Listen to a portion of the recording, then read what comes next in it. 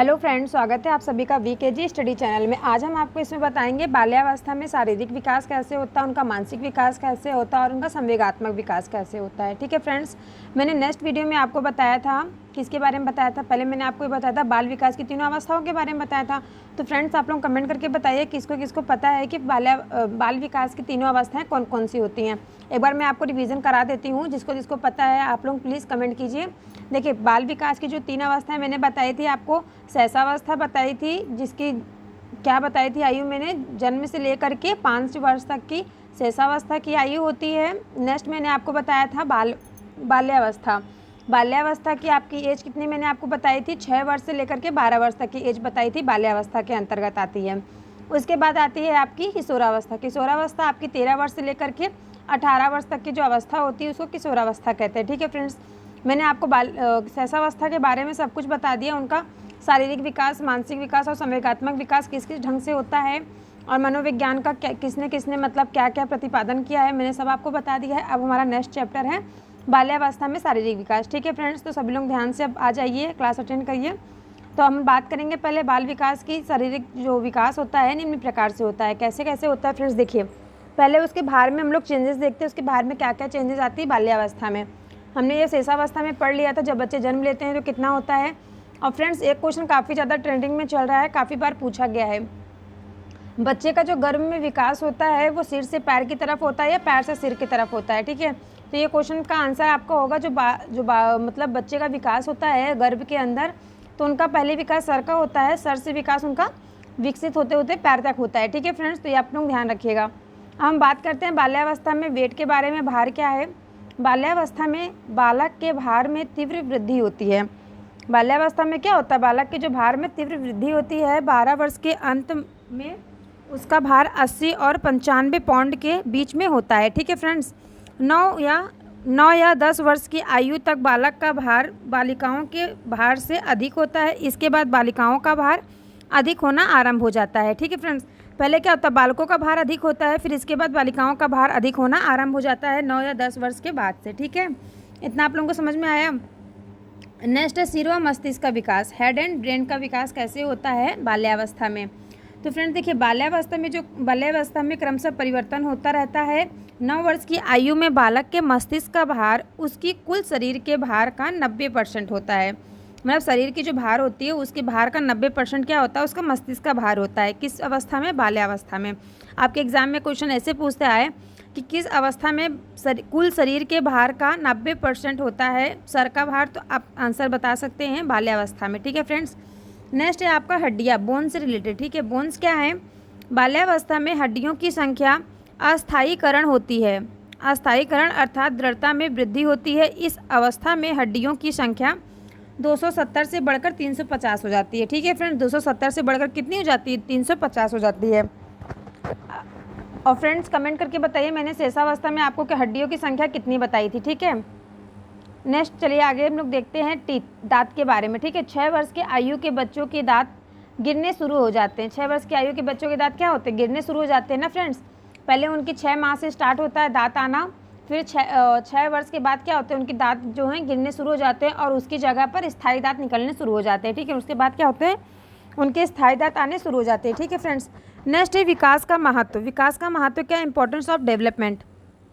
बाल्यावस्था में लगभग सभी अंगों का विकास हो जाता है। वह अपने सभी कार्य स्वयं धीरे धीरे करना सीख जाते हैं। बालक क्या करते हैं, इस अवस्था में अपने सारे काम करना सीख जाते हैं और यौन अंगों का विकास हो जाता है। बाल्यावस्था में ही क्या होता है फ्रेंड्स कि यौन अंगों का भी विकास हो जाता है और अपने सभी कार्य जैसे नहाना, खाना खाना, सभी काम बच्चे क्या शेषावस्था में जो होते हैं बच्चे अपने फैमिली पर डिपेंड होते हैं ना, ज़्यादातर अपने माँ पर डिपेंड होते हैं कि उनको खाना खिलाना है, नहलाना है, कपड़ा पहनना है। मतलब ये सब काम जो है बाल्यावस्था की एज में आते आते बच्चों का क्या होता है, ये सब डेवलपमेंट हो जाता है और बच्चे ये सब सीख जाते हैं। ठीक है, अब हम बात करते हैं बाल्यावस्था में मानसिक विकास क्या होता है। ठीक है फ्रेंड्स, क्या बात करेंगे इसके बारे में हम, मेंटल डेवलपमेंट इन चाइल्डहुड। ठीक है, तो क्रो एंड क्रो के अनुसार इन्होंने क्या कहा है बाल्यावस्था के बारे में, बाल्यावस्था में मानसिक विकास के बारे में। जब बालक 6 वर्ष का हो जाता है तब उसकी मानसिक योग्यता का लगभग पूर्ण विकास हो जाता है। 6वां वर्ष बालक बिना हिचके 13 से 14 तक की गिनती गिन लेता है। जब 6 वर्ष का बालक हो जाता है तो क्या करता है, बिना हिचके 13 से 14 तक की गिनतियाँ गिन लेता है। सामान्य प्रश्नों के उत्तर व चित्र को देखकर बनी वस्तुओं का नाम बता देता है। ठीक है फ्रेंड्स, बच्चों के क्या होता है, वो लोग चित्र देख के भी पहचान जाते हैं और वो अपनी चित्र देख के उनका नाम जान जाते हैं और 13 से 14 तक की गिनतियाँ बिना भूले वो याद कर लेते हैं और बता देते हैं। ठीक है, क्रो एंड क्रो ने यही कहा है ना, जब बालक लगभग 6 वर्ष तक के हो जाता है तब उसकी मानसिक योग्यता का लगभग पूर्ण विकास हो जाता है। मतलब जितना बच्चों को बताया जाता है, बच्चे उस एज में काफ़ी ज़्यादा एक्टिव होते हैं। नेक्स्ट है 7वां वर्ष। 6 वर्ष आप लोग देख ले, 6 वर्ष में क्या होता है, बच्चे चित्र को देख करके उनके वस्तुओं के नाम बता देता है और 13 से 14 तक की गिनती भी गिन लेता है। 7 वर्ष का बालक क्या करता है, बालक में दो वस्तुओं के बीच अंतर करने की शक्ति का विकास हो जाता है। जब बच्चा 7 वर्ष का हो जाता है तो उनमें क्या होता है, दो वस्तुओं के बीच उनके अंतर करने का उनको क्या होता है, ज्ञान प्राप्त हो जाता है। वह लड़की और कोयल, जहाज और मोटर कार में अंतर बता सकता है। ठीक है, जैसे आप छोटे बच्चों को बताते हैं कि देखो बच्चे ये आम है, तो बच्चे जानते हैं तो वो आम बताते हैं। ठीक है, जैसा हम बच्चों को बताएंगे तो बच्चे वैसे ही ना जानेंगे, बच्चों को तो कुछ पता नहीं होता है। तो उसी हिसाब से बच्चे क्या करते हैं, लड़की और कोयल में अंतर जान जाते हैं, जहाज और मोटर में अंतर जान जाते हैं और कार में अंतर जान जाते हैं। ठीक है, 7वीं वर्ष की अवस्था में बच्चे क्या है, सामान देख करके उनका नाम बता सकते हैं। तो चित्र देख के पहले इसमें सामान भी देख करके फिर लड़की को देख के पता ये लड़की है वो लड़का है। ठीक है, इतना ज्ञान बच्चों के अंदर 7वें वर्ष में आ जाता है। अब हम बात करते हैं 8 वर्ष के जो बच्चे होते हैं उनके अंदर क्या क्या चेंजेस आते हैं, क्या क्या डेवलपमेंट होता है। तो फ्रेंड्स देखिए, जो 8 वर्ष के बालक बालिकाएं होती हैं, तो बालक क्या होते हैं, छोटे छोटे कहानियों और कविताओं को दोहराने का योग्यता प्राप्त कर लेते हैं। जैसे टीचर अगर क्लास में पढ़ाते हैं तो उनको क्या करते हैं, वो लोग दोहराते हैं, रिपीट करते हैं। ये ज्ञान बच्चों के अंदर कब 8 वर्ष की अवस्था में उनके अंदर आ जाता है। और वो क्या करते हैं, वो किसी पैराग्राफ के 5-6 प्रश्नों के उत्तर भी दे सकता है, तो और बच्चे उसको याद भी कर लेंगे। ठीक है, ये 8 वर्ष की अवस्था में क्या होता है, बच्चे जो है छोटे छोटे पैराग्राफ के क्वेश्चन आंसर भी याद करना सीख जाते हैं और कहानी कविताओं को भी याद कर लेते हैं, काफ़ी अच्छे से याद करते हैं। और उनको जब टीचर पढ़ाते हैं तो उसको दोहराते हैं और घर पे आकर के वो लोग क्या करते हैं, अपने दादी, अपने मम्मी पापा फिर सभी को बताते हैं कि हमने आज स्कूल में ये पढ़ा, हमने आज कॉलेज में मतलब स्कूल में ये पढ़ा, ट्यूशन में ये पढ़ा। ठीक है, ऐसे बच्चे करते हैं। अब हम बात करते हैं 9 वर्ष की अवस्था के बारे में। ठीक है, 9 वर्ष के बालक क्या करते हैं, उनकी क्या क्या अवस्थाएँ में क्या क्या चेंजेस आता है। तो जो 9 वर्ष के बालक होते हैं फ्रेंड्स, वो दिन, समय, दिनांक, मुद्रा, नाप तौल, गणना, द्रव्यमान, आयतन आदि के विषय में जान जाते हैं।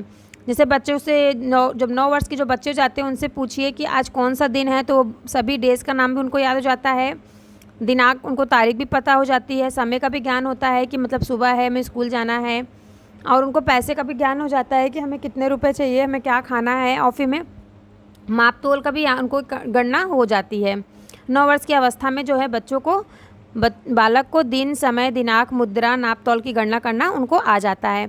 अब हम फ्रेंड्स बात करेंगे 10 वर्ष की अवस्था में। 10 वर्ष की अवस्था में बच्चे क्या क्या सीख लेते हैं, क्या क्या जान जाते हैं। तो 10 वर्ष में बालक क्या करते हैं, बालक 3 मिनट में 60 से 70 तक शब्द बोल लेता है और वह दैनिक जीवन में जो नियम परंपराएं होती हैं उनसे परिचित हो जाता है। जैसे बच्चे देखते हैं जिनके घर में डेली सुबह सब नहा वहा के पूजा वगैरह करते हैं, तो बच्चे भी क्या करते हैं, सुबह उठ के वो भी पहले अपना नहा के पूजा करके फिर अपना तैयार होकर स्कूल जाते हैं। तो बच्चे क्या करते हैं, जैसा देखेंगे वैसे वो उसको अपने ऊपर अनुकरण करना सीख जाते हैं। ठीक है, अब 11 वर्ष के जो बच्चे होते हैं उनमें क्या क्या चेंजेस आते हैं। 11 वर्ष के जो बच्चे होते हैं फ्रेंड्स, बालक में निरीक्षण व जिज्ञासा की योग्यता विकसित हो जाती है। 11 वर्ष के बच्चे जो होते हैं वो किसी भी चीज़ को भी पूछेंगे, ये कैसे है, क्या हुआ है, क्यों हुआ, किस लिए हुआ, मतलब बच्चों क्या करते हैं, किसी भी चीज़ पर निरीक्षण करना जान जाते हैं और उनकी जिज्ञासा बढ़ जाती है, जिज्ञासा का काफ़ी ज़्यादा विकास हो जाता है। अब 12 वर्ष की अवस्था की हम बात करेंगे। 12 वर्ष के जो बालक होते हैं, बालिकाएं होती हैं, तो उनके अंदर क्या क्या चेंजेस आते हैं और क्या क्या उनके अंदर वो डेवलपमेंट होता है। देखिए, बालक में जो तर्क व समस्या समाधान की योग्यता विकसित हो जाती है, वह किसी देखी हुई फिल्म की 75% बातें सीख जाता है। आप देखते होंगे जब बच्चे टीवी, सीरियल, मोबाइल में कुछ भी देखते हैं तो उनको सीख जाते हैं। 12 वर्ष की अवस्था तक क्या होता है, बच्चों के अंदर ये काफ़ी ज़्यादा डेवलपमेंट दिखाई देता है। आजकल के तो छोटे बच्चे भी जो रहते हैं 5-6 साल के बच्चे, जिनको हम सहसावस्था बोलते हैं, 4 से 5 साल बच्चे, वो भी लोग सुन के बोलना सीख जाते हैं। टीवी, मोबाइल पे पिक्चर वगैरह के डायलॉग वगैरह बच्चे क्या करते हैं, अनुकरण करना सीख जाते हैं काफ़ी ज़्यादा अच्छे से। ठीक है फ्रेंड्स, अब हम बात करेंगे बाल्यावस्था में संवेगात्मक विकास। चाइल्डहुड में इमोशनल डेवलपमेंट कैसे होता है इसको हम जानेंगे। ये भी कौन बता रहे हैं, क्रो एंड क्रो बता रहे हैं। संपूर्ण बाल्यावस्था में संवेग की अभिव्यक्ति में निरंतर परिवर्तन होते रहते हैं। इन्होंने क्या कहा है क्रो एंड क्रो में, जो संपूर्ण बाल्यावस्था में जो संवेगात्मक अभिव्यक्ति में निरंतर परिवर्तन होता रहता है, इनके जो इमोशनल चेंजेस है वो हमेशा होता रहता है। ठीक है फ्रेंड्स,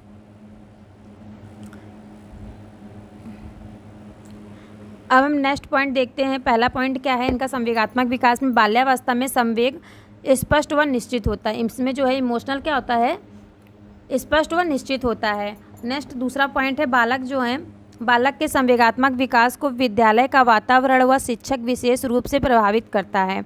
बालक जितना भी अपने स्कूल के आसपास में क्लास में जो उनके शिक्षक होते हैं और जो स्टूडेंट होते हैं, मतलब उनके सहपाठी, उनसे क्या होते हैं, वो काफ़ी ज़्यादा प्रभावित होते हैं। नेक्स्ट है तीसरा पॉइंट, टोली व समूह में रहने के कारण बच्चों में पारस्परिक घृणा, दोष और ईर्ष्या पाई जाती है। जब बच्चे देखिए आसपास जब जितना जिस तरीके से सब लोग रहेंगे उनके साथ, उस तरीके से बच्चे भी रहना सीख जाते हैं। अगर कोई बच्चा जहाँ पे लड़ाई झगड़ा ज़्यादा नहीं होता है, वो बच्चे क्या करेंगे, खाली वो लोग मतलब प्यार की भाषा सीखेंगे। अगर जहाँ पे मतलब बच्चे आपस में लड़ झगड़ रहे हैं, वहाँ पे उनके अंदर घृणा, दोष, ईर्ष्या की भावना विकसित हो जाती है। ठीक है फ्रेंड्स, इस अवस्था में। अब है नेक्स्ट है एलिस क्रो के अनुसार इन्होंने क्या कहा है, बालक के शारीरिक, मानसिक और संवेगात्मक विकास के बारे में। देखिए ये कह रहे हैं, बालक अपने दोषों के परिणाम को सोचकर चिंतित हो जाता है। बालक क्या करता है, अगर उसने कुछ गलत किया है तो अपने परिणामों को सोचकर क्या होता है, चिंतित हो जाता है और अपने से अधिक प्रभाग्यशाली बालकों से ईर्ष्या करने लगता है। वह अपने पति परिवार के सदस्यों के व्यवहार को कठोर मानता है क्योंकि उसके विचार से वे उसके विचार को समझ नहीं सक पाता है। जैसे कि आप लोग देखते होंगे, अब मतलब अभी भी जितने भी लोग मतलब इस वीडियो को देख रहे हैं, वो लोग भी सोचिए, अगर आप लोगों को पता है आप लोगों ने कुछ गलत काम किया है तो आप लोगों को क्या होगा, अंदर से ही डर होने लगेगा। तो ये भी जो है ये बच्चों के अंदर आ जाता है 6 से 12 वर्ष की अवस्था में। ठीक है, लेकिन वो सोचते हैं कि अगर मैं इसको अपने घर में बताऊंगा तो मुझे डांट पड़ेगा, क्योंकि जो उनकी समझ से और घर की समझ में, मतलब पेरेंट्स के समझ में काफ़ी ज़्यादा अंतर होता है। ठीक है, इसी वजह से क्या होता है, उनके विचार से वे विचार को समझ नहीं सकते हैं, इसलिए उनको डर लगता है। नेक्स्ट है एलिस क्रो ने क्या कहा है, एलिस क्रो के अनुसार, एलिस क्रो कह रहे हैं, बालक सामान्य रूप से प्रसन्न रहता है और दूसरों के प्रति उसका विद्वेष अस्थायी होता है। ठीक है फ्रेंड्स, समझ में आया सभी को। अब यहाँ पे हमारा ख़त्म होता है चैप्टर बाल्यावस्था के शारीरिक, मानसिक और संवेगात्मक विकास के बारे में आप लोग समझ गए हैं। फ्रेंड्स, इसका क्वेश्चन आंसर अगर आपको चाहिए, 1 लाइनर क्वेश्चन आंसर, तो फ्रेंड्स आप लोग कमेंट करिएगा, मैं आपको बताऊंगी सीटेट में क्या इनसे रिलेटेड कितने क्वेश्चन आंसर पूछे गए हैं। ठीक है, हम लोग आगे पढ़ते हैं किशोरावस्था में शारीरिक विकास, मानसिक विकास और संवेगात्मक विकास कैसे कैसे होता है। ठीक है फ्रेंड्स, लेकिन जिसने भी अभी तक वीडियो को लाइक, शेयर, सब्सक्राइब ना किया हो तो प्लीज़ लाइक, शेयर, सब्सक्राइब कर दीजिए।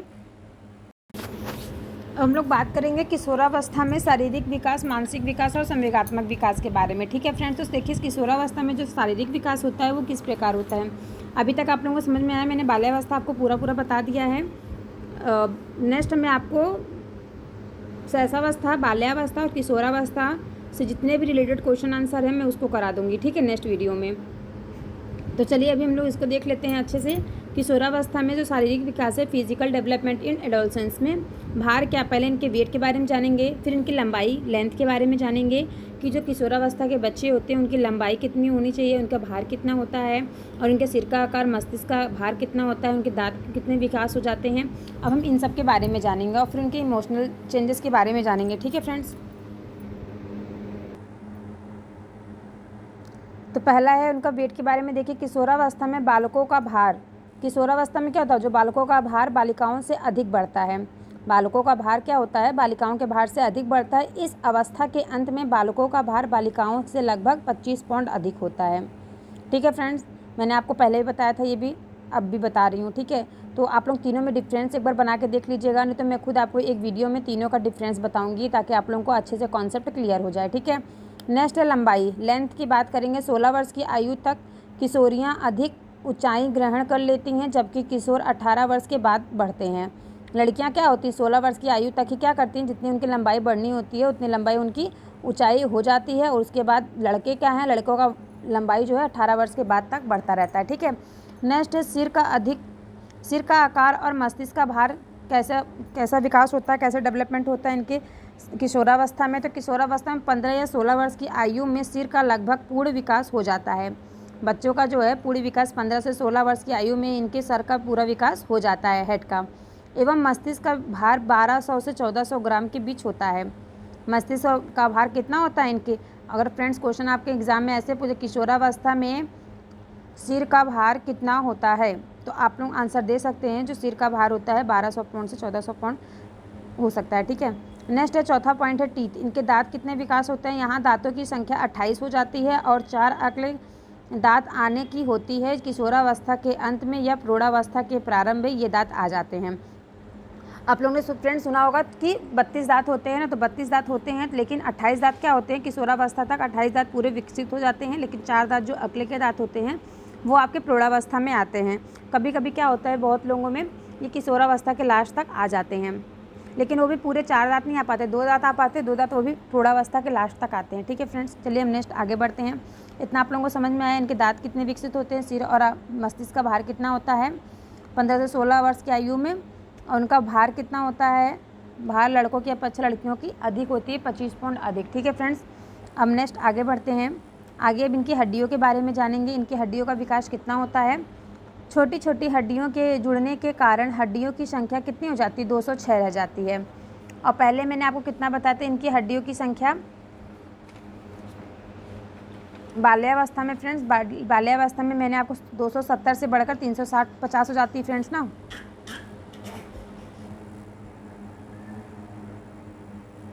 फ्रेंड्स अब हम बात करेंगे इनके विकास का महत्व, ठीक। इनके विकास का क्या महत्व है, तो इनके जो विकास का महत्व इम्पॉर्टेंट ऑफ डेवलपमेंट। तो इस अवस्था के अंत तक क्या होता है, बालक और बालिकाओं की ज्ञानेंद्रियां और कर्मेंद्रियों का पूर्ण विकास हो जाता है और ये युवावस्था में प्रवेश करते हैं। ये किस अवस्था में प्रवेश करते हैं फ्रेंड्स, ये युवावस्था में प्रवेश करते हैं। किशोरावस्था में आप जानते हैं बच्चे 18 वर्ष के जाते हैं तो एडल्ट हो जाते हैं। तो अब हम बात करेंगे इनकी ग्रंथिगत परिवर्तन। इनके अंदर ग्रंथिगत परिवर्तन किस प्रकार आते हैं, कैसे कैसे आते हैं, ठीक है फ्रेंड्स। आप हड्डियों के बारे में जान गए और इनके विकास का महत्व क्या है, मतलब ये एडल्ट हो जाते हैं तो इनके विकास क्या हो जाते हैं, काफ़ी ज़्यादा डेवलपमेंट हो जाते हैं। इनके दांत के बारे में आप जान गए, इनकी लंबाई, भार, सिर का आकार कैसा होता है, ये सब मैं आपको बता चुकी हूँ। अब इसके बाद हम लोग नेक्स्ट अब बात करेंगे आगे ग्रंथिगत परिवर्तन के बारे में, ठीक है फ्रेंड्स। ग्रंथिगत परिवर्तन क्या होता है, इनकी जो अंतःस्रावी ग्रंथियाँ हैं, प्रत्येक व्यक्ति के शरीर में कुछ अंतःस्रावी ग्रंथियाँ होती हैं जिसके आंतरिक स्राव होता है। इस स्राव को हार्मोन्स कहते हैं। इस स्राव को क्या कहते हैं फ्रेंड्स, हार्मोन कहते हैं, ठीक है। यह अंगों के सभी भागों को में पहुंचाता है तथा शरीर के अंगों के कार्य प्रणाली को गतिशील बनाता है, ठीक है फ्रेंड्स। जब बच्चे जो हैं किशोरावस्था में आ जाते हैं तो उनके अंदर जो सारे बोन्स होते हैं, सारे नसें होती हैं, सारी अंतःस्रावी जो ग्रंथियाँ होती हैं पूरी डेवलपमेंट हो चुकी होती हैं और उनके अंदर से जो स्राव होता है उसको क्या कहते हैं, हार्मोन्स कहते हैं, ठीक है फ्रेंड्स। हार्मोन समझ गए आप लोग, उनके अंदर सभी हार्मोन क्या होते हैं, डेवलप हो चुके होते हैं किशोरावस्था की आयु में और यह अंगों के सभी भागों में क्या करते हैं, पहुँचाते हैं तथा किशोर जो होते हैं उनके शरीर के अंगों के कार्य प्रणाली को गतिशील बनाते हैं और उनके अंदर कोई भी कार्य करने की जो इच्छा शक्ति होती है वो काफ़ी ज़्यादा विकसित हो चुकी होती है। अब हम बात करते हैं उनके अंदर कौन कौन सी ग्रंथि पाई जाती हैं और कौन कौन सी ग्रंथियों के बारे में हम बात करेंगे, ठीक है फ्रेंड्स। देखिए ग्रंथि क्या है, पहला हम थायराइड ग्रंथि पढ़ेंगे, दूसरा है पीयूष ग्रंथि, तीसरा है एड्रिनल ग्रंथि और चौथा क्या है, जनन ग्रंथि, ठीक है फ्रेंड्स।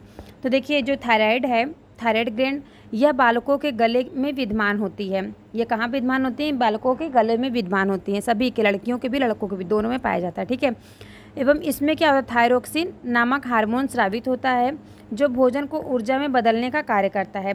जो क्या करता है फ्रेंड्स, भोजन को क्या करता है, ऊर्जा में चेंज करने का काम करता है और इससे क्या होता है, बच्चों के भोजन, जब बच्चे एडल्ट हो जाएंगे, किशोरावस्था में हो जाएंगे तो उनको भोजन की ज़्यादा आवश्यकता पड़ेगी, ज़्यादा भोजन करें तभी ना उनको ज़्यादा एनर्जी मिलेगी। अब नेक्स्ट क्या है, पीयूष ग्रंथि के बारे में बात करते हैं। ये पीयूष ग्रंथि जो है काफ़ी ज़्यादा इंपॉर्टेंट है, कितनी बार एग्जाम में पूछा जा चुका है इसके बारे में, ठीक है। तो यह मस्तिष्क में विद्यमान होती है। कहाँ पर होती है ये जो पीयूष ग्रंथि, कहाँ पाई जाती है फ्रेंड्स, आपके मस्तिष्क में पाई जाती है, ठीक है।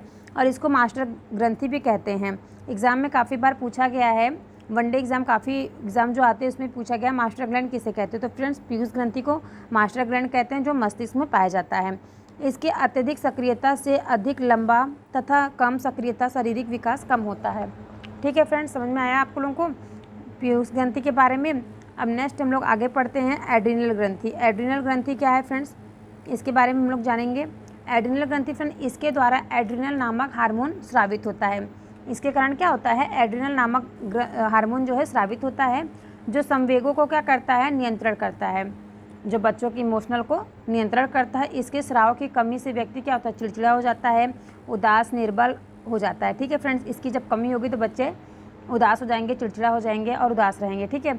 और नेक्स्ट, अगर इसकी मतलब अगर इसका स्राव ज़्यादा होगा तो क्या होंगे, बच्चे हमेशा खुश रहते हैं। ठीक है फ्रेंड्स, तो इसका एड्रिनल ग्रंथि का क्या है, हार्मोन लिमिट रहना चाहिए। ठीक है। नेक्स्ट है जनन ग्रंथि। फ्रेंड्स, अब हम बात करेंगे जनन ग्रंथि। जनन ग्रंथि क्या है, पुरुषों में एंड्रोजन एवं महिलाओं में क्या होता है, एस्ट्रोजन नामक हार्मोन पाया जाता है, जो स्त्रियोचित एवं पुरुषोचित गुणों का विकास करता है। मतलब देखिए, जो पुरुषों में जब एस्ट्रोजन हार्मोन स्रावित होगा तो वो मतलब क्या, लड़कों के अंदर रहता है, लड़कों के अंदर एक ग्लैंड पाया जाता है और महिलाओं के अंदर एस्ट्रोजन नामक हार्मोन पाया जाता है। जब ये दोनों स्राव होना शुरू हो जाते हैं तो क्या होते हैं, बच्चे एडल्ट हो जाते हैं। ठीक है फ्रेंड्स। नेक्स्ट देखिए, फ्राइड के अनुसार क्या होगा, फ्राइड का फ्रेंड्स एक चीज़ मैं आपको बता दूँ, जो देखिए जब लड़कों के अंदर जो एस्ट्रोजन हार्मोन जब स्रावित होना स्टार्ट होता है तो आप देखते होंगे जब बच्चे एडल्ट होते हैं, बड़े होने लगते हैं, तो लड़कों के अंदर क्या क्या चेंजेस आते हैं। लड़कों की दाढ़ी निकलनी शुरू हो जाती है, लड़कों की आवाज़ में परिवर्तन हो जाता है और लड़कों की लंबाई एकाधिक बढ़ना शुरू हो जाती है। ठीक है फ्रेंड्स, ये सब चेंजेस कब आते हैं, लड़कों के अंदर जब एस्ट्रोजन हार्मोन उनके अंदर सीक्रेट होना शुरू हो जाता है। और महिला में लड़कियों के अंदर जब एस्ट्रोजन हार्मोन सीक्रेट होता है तो क्या होता है, लड़कियों के अंदर, लड़कियों की जो मतलब बोली चालनी में मतलब बोलते हैं जो लड़कियां, मतलब बातचीत करने में उनकी क्या स्थिरता आती है, समझदारी आती है और उनके अंदर मेस्टुराइन साइकिल जो होती है उनकी स्टार्ट हो जाती है। ठीक है फ्रेंड्स। नेक्स्ट हम बात करेंगे फ्राइड मनोलैंगिक विकास सिद्धांत। फ्राइड ने क्या कहा है, उन्होंने मनोलैंगिक विकास का सिद्धांत दिया है। किसने दिया है, फ्राइड ने दिया है। फ्राइड की यह धारणा थी कि किसी भी व्यक्ति के व्यक्तित्व विकास पर उसकी काम शक्ति का बहुत प्रभाव पड़ता है। इन्होंने क्या कहा, कोई भी व्यक्ति जब है, जो उनकी विकास की जो शक्ति होती है, जितना उनके ऊपर काम पड़ेगा उस हिसाब से उनका शरीर क्या होता है, प्रभाव पड़ता है। फ्राइड ने इस काम शक्ति को लिबिडो कहा है। इस काम शक्ति को उन्होंने क्या कहा, लिबिडो कहा। इन्होंने व्यक्ति के मनोलैंगिक विकास की 5 अवस्थाएं बताई है। फ्राइड महोदय जी ने मनोलैंगिक विकास को कितनी अवस्थाओं में बांटा है, तो 5 अवस्थाओं में इन्होंने क्या क्या बांटा है। कौन कौन सी 5 अवस्थाएं उनकी फ्रेंड्स देख लीजिए। पहला है मुखी अवस्था, दूसरा है गोदी अवस्था, तीसरा है लैंगिक अवस्था, चौथा है अदृश्यावस्था और 5वां क्या है, ज्ञानेंद्रिय अवस्था। ये 5 अवस्थाओं में इन्होंने क्या किया है, अवस्थाओं में इनको बताया है। ठीक है फ्रेंड्स। नेक्स्ट हम इसके आगे बात करेंगे।